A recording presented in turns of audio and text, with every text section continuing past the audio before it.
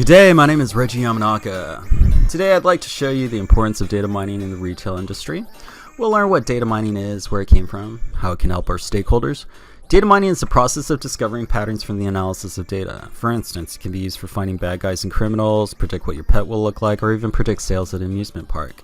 But to the point, we can also make advertising strategies in the marketing world. And as I'll go on, I'd like to go into detail with one of our subsidiaries and show you a case study of how extremely beneficial it is for cutting costs and raising revenue. So why now? Why is data mining new? Why is it relevant, you might ask? Well, data mining started to gain traction in the 80s. As loosely grouped analysts would pore over data, analyze data, they would control the data in a much more centralized way, creating silos of knowledge across the board. And if there's anything different about the capacity of data mining today versus yesterday, it's the ability to be scaled and accessed by employees who just need specialized or tailored information. As time wore on and technology advanced and became more standardized, so did data mining. In the late 90s, representatives from various industries came together to create a standardized method of data mining called CRISP-DM. Basically, the acronym stands for Industrial Methods. There were other methods before and after this, but this method of data mining is most relevant to business applications, which is the domain we're focused on today. Now, CRISP-DM will change how our company will handle and manage data. More of us will have access to information we never had a need to know. As you'll see, I'm about to walk through a case study of one of our subsidiaries, Globalytics Supermarket, and show how they use data mining to streamline management and sales at the floor level. But before I do that, I'd like to go through the thought process of data mining as a whole. Here's a pie chart of the steps taken. I consolidated the first step into defining the problem. It's actually two steps: business understanding, data understanding. In order to understand and frame the problem, we have to understand the business. And in order to understand what data and how we're going to manipulate it, we got to understand the goals of that business. So it's a back and forth, push and pull relationship. As with numerous processes, we must first define the problem. Since the retail industry is a business, our goal is to maximize profits. So consequently, our problem is figuring out how to do so. We must understand both the business and the data. This is the moment we want to ask ourselves a lot of good questions, both on the macro and micro level. Identify business barriers, process effectiveness, people enablers. How can we make the employees enjoy the job and do it well?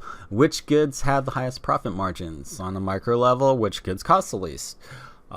What is the shelf life of certain goods? So the questions can be even more specific.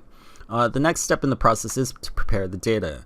Now that we have all those good questions, how do we prepare all the good data that comes out of it? So preparing data might seem bland. It's arguably the most vital step in the data mining process. Without data, there's nothing to examine. Retailers collect good data from every sale. However, it must be properly managed to maximize profits. It's from those questions, like I said, that the desired data is derived. And as I stated before, in the retail industry, data is collected upon every sale, or lack thereof. So let's go to that example at Globalytics Supermarket. Imagine somebody buys a pack of hot dogs, a bottle of barbecue sauce, and a whole chicken. As simple as a purchase as this may seem, a lot of data can be derived from this, so let's focus on 9 possible entries. We have item, with the item number, the price, contribution margin, the contribution ratio, sales from the previous week, the time the sales occurred, the pallets the products came on, the cases per pallets that were ordered, and whether or not coupons were used to drive the sale. Now that we have data to work with, let's look at the next process, exploring the data. Look at the time of the sale, 1400. This is roughly an hour after lunch. Perhaps there's a correlation there, perhaps not. Let's look at associated sales: hot dogs, barbecue sauce, chicken. Do the associated sales of these 3 products usually occur at the same time, all the time? We will see. Herein lies the ambiguity that can be cleared up by data mining. Association does not always equal causation. What else can we look at? Data mining gives us technology that allows us to cross-check sales, so we could use percentages to see if there's better correlations. For example, data mining can return the percentage of times that chicken is bought when hot dogs are bought. But let's look at another way. Within the previous tables, we see contribution margin and the contribution ratio. Here in Texas, I'll give you a personal story. The contribution margin is what the market managers or meat market managers sell by. A high contribution margin makes a manager look good in the eyes of the corporate leaders. So the contribution margin, what is it? It's the difference between the cost of the product and the price point. Basically, it's a profit of the item. So yes, everybody loves to profit. So contribution margin is good. Contribution ratio, however, shows how much a product sells relative to the cost of the item. In this example, the hot dogs, I have them bolded, have a contribution margin higher than contribution ratio. So the contribution margin is not as doing as well as the contribution ratio, which means there's potential to sell. So a market manager, after seeing this information, would probably try to put the hot dogs on sale immediately. If he has the authority to do so, he would do that immediately. He or she would do that immediately. One way to drive the sales up would be to put out coupons. And this standardizes the opportunity to build customer loyalty and also drive sales up to the hot dogs in this case. The market manager would want to put yellow coupons on the hot dogs to increase the contribution margin. And that's how data mining would benefit the floor level. Seems all simple, but there's a lot of moving parts to get there. Now, the last steps of CRISP-DM process are fairly vague, so let's go over them though. The main point to get across here is that with building models, validating models, and deploying and update models, it's a constant push and pull relationship. You can go over this every day. The models can change every year, every month, every day. For the retail world, these models indicate what to do with certain products in order to maximize overall profits. Where to put them in the store, when to sell them, how much to sell them for, how many purchase. The effect this example should convey is that the process of organizing operations and sales, minimizing fraud, waste, or abuse, and maximizing sales fits as a sign of successful data mining application. Seems pretty simple. However, to make this paradigm shift, there's a couple challenges we have to face. These are the realities of culture change and a paradigm shift. We'll have to ensure job security, power, time, budget, and pride are just taking different forms. Managers will definitely lose their sense of job security as what they might have been comfortable with, living a wild, wild west of managing their specific floor. As it becomes more incorporated, as each store across the state becomes more incorporated, we'll notice that each meat market looks the same in every store. And managers will lose a sense of identity as we shift to this culture change.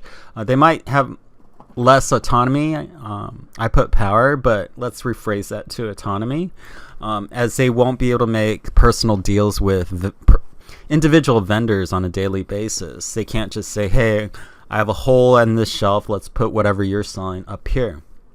Now, each spot on the shelf has a specific space for a specific item.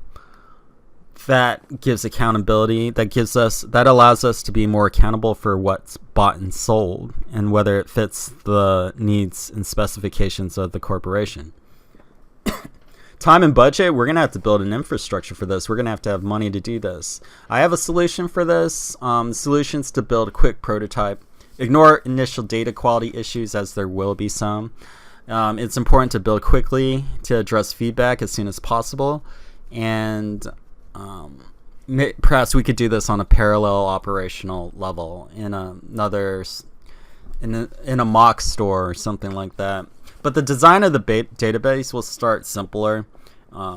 Say we have a database for each specific store, and they add knowledge over time. It sort of resembles a star model for each department, and the data warehouse would compile all that knowledge into one huge silo, and it'll become larger over time. And as it becomes larger over time, we could use revenue and budget that in a little bucket fund. So this transition could take anywhere from up to 2 years, even more, as we already have 300 stores across the state. to make that kind of transition. At the same time, here and there, we'll have to reorganize, definitely. But as far as Globalytics Corporation is concerned and its supermarkets and subsidiaries, the success with future and successful data mining runs at the heart of everything we do, which is we have a passion for learning. Our company is built with a foundation for harnessing culture, trends, and all forms of data to reveal insights that have the power to inform and reshape business. And to achieve this, we will be deploying a suite of proven online and offline tools. And I'm excited. These tools are the catalyst for unleashing our unique perspective and ultimately enable us to deliver connected solutions for all our clients, supermarkets, nonprofits, what have you. There are many other examples as we'll go on later this week, but if you have any questions, that I just went over an example of how data mining will help retail at the floor level. If you have any questions, I'll be waiting. Thank you for your time, and thank you for supporting Globalytics Corporation.